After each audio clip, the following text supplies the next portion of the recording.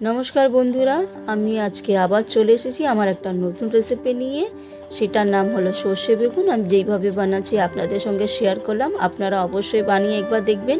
শুকনো ভাতে এটা খেতে খুবই ভালো লাগে। আমি দুটো বড় বেগুন নিয়ে নিয়েছিলাম, সেটাকে এইভাবে টুকরো করে নিয়েছি। আর এদিকে গ্যাসের মধ্যে কড়াইটা বসিয়ে দিয়েছি।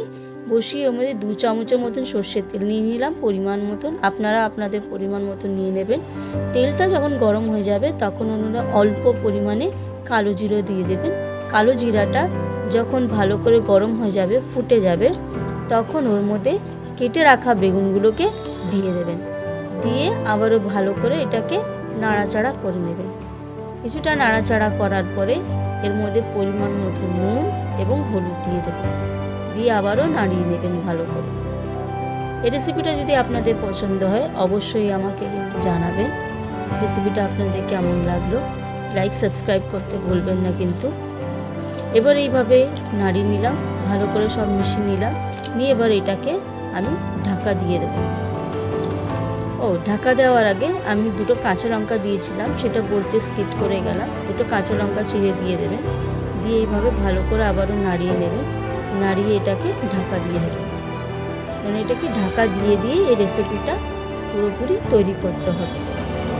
এবার 2 মিনিটের মতন ঢাকা দেওয়ার পরে আমি আবার এটাকে তুলে দিলাম। তুলে আপনাদেরকে নাড়িয়ে দেখাচ্ছি। দেখুন বেগুনটা কিন্তু গলে গেছে। এবার কিছুটা নাড়াচাড়া করার পরে অল্প পরিমাণ মতন আমি একটু চিনি দিয়ে দেব। চিনি দিলে কি হয়, স্বাদটা মেনটেন হয়ে যায়।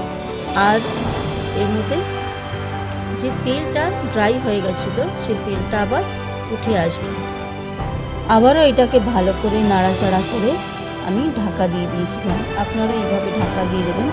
দেখুন কি সুন্দর বেগুনগুলো গলে গেছে এবং তেলগুলো উঠে এসেছে। এবার এটাকে এইভাবে করে ভালো করে খুন্তিটা কাচিয়ে নাড়াচাড়া করে ঢাকাটা দিয়ে দেবেন।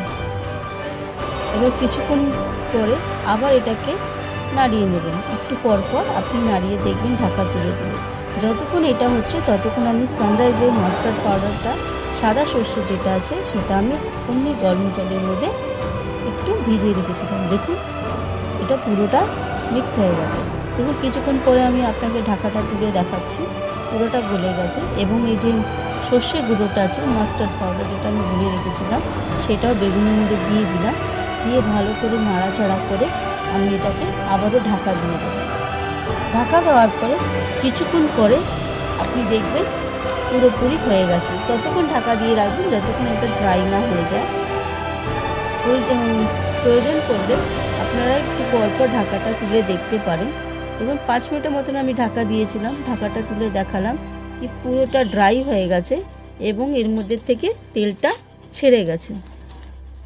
এটাকে ভালো করে নাড়াচাড়া করে নেবেন, কারণ বেগুনটা নিচে লেগে গেছে। সেটাকে ভালো করে খুন্তির সাহায্যে তুলে দেবেন। তুলে ভালো করে নাড়াচাড়া করে এবার এটাকে গ্যাসটা অফ করে ঢেকে রেখে দেবেন। আর কিচ্ছু করতে হবে না। ঢেকে রেখে কিছুক্ষণ পরে আপনারা ঢাকাটা তুলে বাটিতে পরিবেশন করবেন। আজকের ভিডিওটা এই অবধি। দেখা হবে নেক্সট ভিডিওতে।